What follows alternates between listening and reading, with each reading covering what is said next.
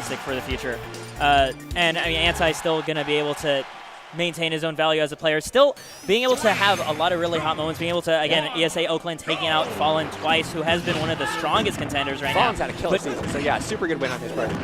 Going to find himself against Jakal, though, who immediately gets him with a forward air off stage. And actually keeping this advantage state going, being able to sniff out these air dodges and flip jumps really nicely. And I learned recently, yeah, when I was doing some seeding and stuff for the tournament, that these two have played before. Yeah. And Anti was able to take it, but certainly not a free win by any stretch. This is the character matchup they did play in. Interesting, interesting. Yeah. So we're seeing a run back of sorts.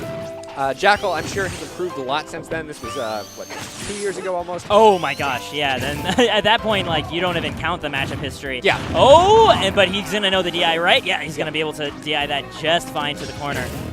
Oh, but he does clip it. Does not get the spike hitbox, though. Yeah.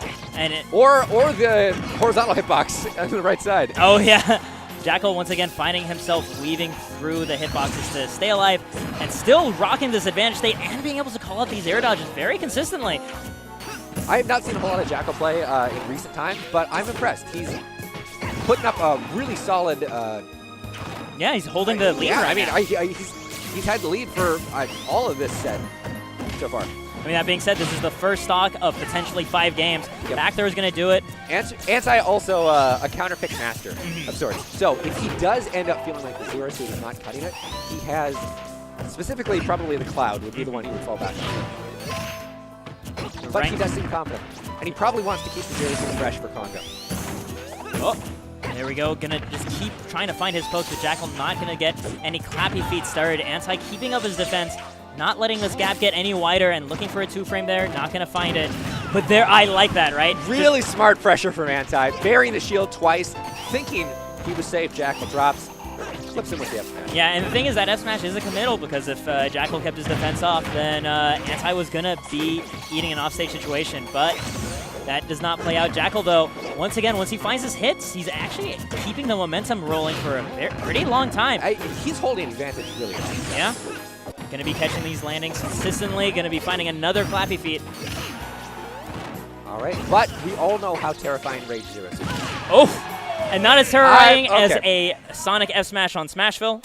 Yeah, that's the Sonic. Yeah. And that being said, you were mentioning Anti having such a large stable of characters, deep pockets, deep pockets. I would not be surprised to see an attempt on a different character. Yep. Jakal looked very prepared for that Zero Suit matchup. Yeah. He completely comfortable. Yeah.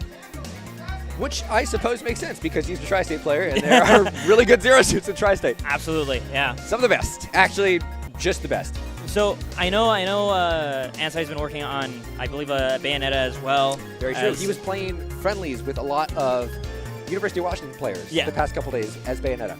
And I know Bayonetta historically actually performs really well against top-level Sonic players. Yes. Kind of across the board. I know that was one of the ways that Tweak finally broke through his Demon of Ken, was when he started using Bayonetta in bracket. That's when he started to not drop sets to Ken anymore. And additionally, we have Salem, who is very outspoken about how good that matchup is. Yep. But that being said, we are going to see the Zero Suit come out again for Game 2. Anti looking... I don't think this is a bad call. Oh, Anti got a lot of information from that first set, and he probably knows exactly what he needs to tweak here to make it go in his favor. If he does drop this game, then I strongly think we're going to see Cloud. Or Bayonetta, perhaps, as he's been grinding. It depends how, again, it plays out, but this one's so far starting off at a more even foot. Anti being able to manage his disadvantage state well, and also getting a lot more success calling out Jakal's neutral and he's landing grabs. Yeah. That is the huge difference maker that ZSS lives and dies by. If she can connect those grabs, she converts them into tons of percent and flat-out stocks. Oh, see, there's another one. Yeah, and especially doing the empty jump right before it, right? Because he was doing so much bear pressure in the previous game. Jakal really automatically respecting that option. And I'm pretty sure Anti did not want that side B. That was a misinput. Probably going for Beaver's Paralyzer on the other side. Oh, and gonna be able to catch that. And that was so smart, right? He was just immediately running towards the Smashville platform, knowing that was the main refuge for Jakal, because Jakal doesn't want to get reset to the ledge immediately. Right. And he was going for something really sneaky there. Yeah, the fact that he fast fell through The that platform. flip kick through the platform. Yeah. He wanted to end it all. And he almost had it, too. He was just a hair off. I know, a lot of careful movement, a lot of rolls actually being able to get through. A reversal, really, of the first game here. Anti has apparently learned what he needed, and that's not going to kill it. The quick notes version is if Zero Suit starts that ladder in like the inside the edge boundary of Smashville, the opponent's probably going to live unless they're like pushing on higher percent. Or they have terrible DI. Yeah, or just the worst DI. But at this level of play, of course, Anti knows, or Jakal knows. Yeah. Given his experience, he showcased in game 1. He knows how to DI this. Jakal just holding shield, managing to get back to the ground, but he does have quite some distance to make up. Gonna have to find some sort of edge guard here. Actually giving up the ledge that lets Anti get back on there. Interesting opportunity, yeah. And there we go. Oh, great That smash. was really good SDI from Jakal. Wow. Just DIing he hard popped out. way out of there. Because that is a 50-50 moment where, as the ZSS with the boost kick, you have to choose whether you're going to lean in or out. So Jakal able to escape there, but I mean, that's going to be a short-lived thing because he has to be able to find the momentum to take out not just this stock, but the next one if he wants to walk away with a second game. That's going to be a hard punch, yep. Yeah. Down Anti was going for all the marbles, ended up losing the marbles. But it's okay, because he's still got a strong lead here, and Jakal has a lot of distance to make up. Jakal's going to start, though, with the beginnings, 30%. Anti looking to keep this pressure going. I mean, considering how much success he's found with reading Jakal's defensive options, it's very easy to see why. That's and it. right there, Done. Yep. Gonna be able to find that poke through with the down smash. That was a bit of a deer in the headlights moment, I think, for Jakal. Yeah. He gets up on ledge, and he's holding shield, sees Anti charging the down smash. He just froze. Yeah, it's a moment of consideration, especially we've seen earlier today, right? You see your opponent charging a smash next to your shield. It's like, maybe if I drop shield, I can punish him beforehand. It's generally a gamble you don't want to take. I feel like that might have just been a shield poke, though, considering the fact that his shield was getting shrinking. smaller, too, yeah. It hits in the legs. But, yeah, even still, Jakal's not going to let it get to him. Going to go to Lilat here. I think this is a strong stage for Sonic. Going to have a lot of horizontal ground to play around with without having the downsides of, say, Town and City or Battlefield, giving ZSS continued ladder options. Going to be able to find himself with the first few hints of an opening. And Jakal is, he's a really intimidating presence off stage so far in this game, which is something that we saw him kind of pull back from in Game 2. So already we're seeing some adaptations and some mix-ups in terms of habits and playstyles. A lot of patience on these platforms, just keeping his shield up. And I'm actually amazed that grab was still active by the time Jakal got down there. Yeah, it's actually pretty long-lasting, and Anti like catching on immediately that Jakal is being a little bit more spin dash heavy in this game and saying, well, if you're going to keep coming at me, I'll just throw out my my grab and catch you. Not going to be able to catch the platform drop right there. Anti, though, is going to be able to keep holding on to center stage. At a percent deficit, though, barely surviving that nair. I think if Lilat tilted earlier, that might have actually done it. That's because a scary the shifting hurt blast zones on the stage. Yeah, just they like move with the ship. Yep. Going to be able to Zair at a safe distance, blocking that spin dash approach.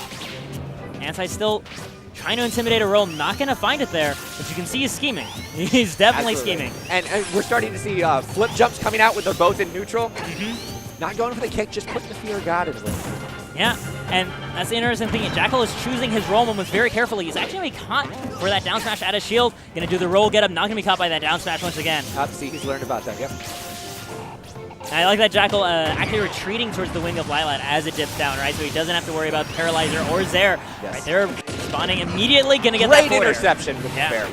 Going to stop that tether from connecting to the wing. Tether's going to give plenty of options to get back on the stage, but if they're used repeatedly, you can get there in time. So, oh no! That was really nice by Anti, because his hurt box stopped existing, the homing attack, when he doesn't have anything to aim at, so he goes goes straight down. He Yeah. just goes down. We have Sonic players that attend their locals more frequently, and that's, for all Washington, that's a sob champ moment. That is, I mean, honestly, I wouldn't be surprised if Anti was actually specifically doing that because of it. Anti was cognizant of the fact, too, for sure. But it looks so sad. Oh, okay, not going to find the out smash right afterwards, but still being able to carry all the way to the ledge. Jakal, though, once again, advantage state. Both of these guys actually trading advantage state to disadvantage, neither of them being able to find the juggle momentum that we did see from them in games 1 and 2. This is, I would say, one of the most even sets we've had on stage here so far. Looking again for these back airs, but Jakal slipping once more from the platforms. All right, trying to call out a jump from Jakal there, but this time he's just going to pull back. Not continually press forward, and that's one of the things that a lot of high-level players don't really have in comparison to the really top-level players, is the awareness to know when to stop.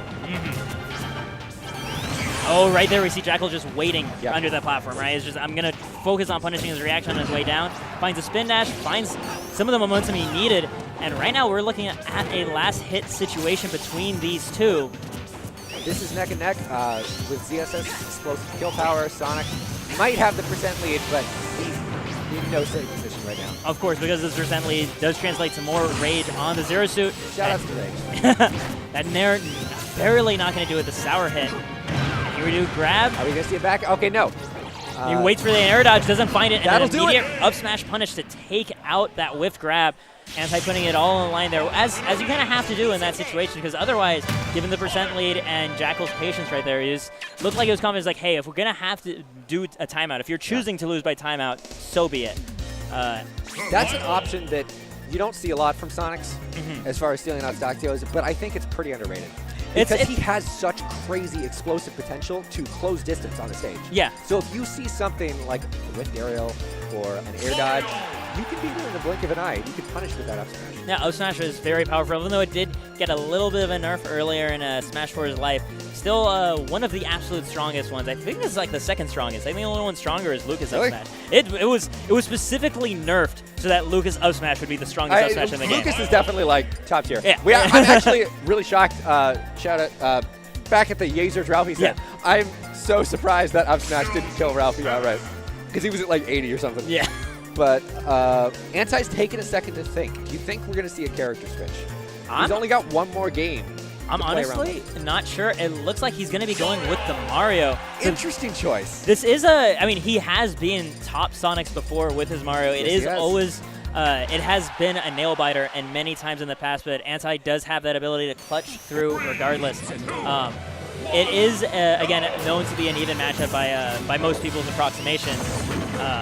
I'm actually interested to see FD. To see Lilat. I know FD actually tends to be really good for Mario in this matchup, specifically because if Sonic tries to disengage with Spring, and you have Flood ready to go, you actually take his stock immediately because he has no ability to land on platforms. And Mario is so proficient at covering ground with up smash when people are trying to get back on. Trying to land. But, I mean, Lilat, not a bad choice at all for a juggler either. Nope. Right now, we saw Jakal get off to the races with an explosive start, putting on a 70-something% almost unanswered, but Anti's managed to claw his way back into this. We're pretty even percents right now. Oh, that's oh yeah, the dash back F smash not going to do it. Almost going to change things entirely. Back air might do it once again, barely not. Anti with really strong DI. Once again, I think Lilat's shifting blast zones helped him out there. Lilat choosing who it loves very carefully. Another back air. That one has to do it. Yeah, you can only cheat death so many times. And Jakal sitting ahead with a solid only 50% on his first stock. This would be a pretty big upset. It might be, it might not be. You can never count out someone like Anti who's competed at such high competitive level for so long. And right now, he's playing the character he's most comfortable with, his Mario. And just that comfort factor can make a huge difference, especially in tense down-to-the-wire situations like this. I mean, that being said, Jakal is playing to his lead very nicely. You see him just going back and forth from wing of Lilat to wing, sitting in his ball, just forcing Anti to commit to something strong. Because even if Anti does make the right commitment call, you're forcing him to play so proactively that you can whip punish right there! Out. Yes! Yeah, being able to punish. And part of what made that come together so nicely is because the wing dips down, there was no tech possibility or anything after that. Right, you're just stuck in the air dodge. Yeah. Very smart stuff. Yeah. Great opportunistic play on Anti's part. That was exactly what he needed to get back in this. Now, Mario in disadvantage against Sonic, losing the percent war, definitely not where he wants to be. He does manage to touch ground, though, and we have seen Anti in the past be able to make the most out of these situations, but he's going to eat that forward smash. That'll do it. And just like that, Jakal being able to win 3-1 over Anti. Very impressive stuff by this Sonic, progressing onward, forcing his fellow guest into the lose bracket, unfortunately for them, but you can only see it around so many conflicts. Yeah, I know, right? Yeah. Sooner or later,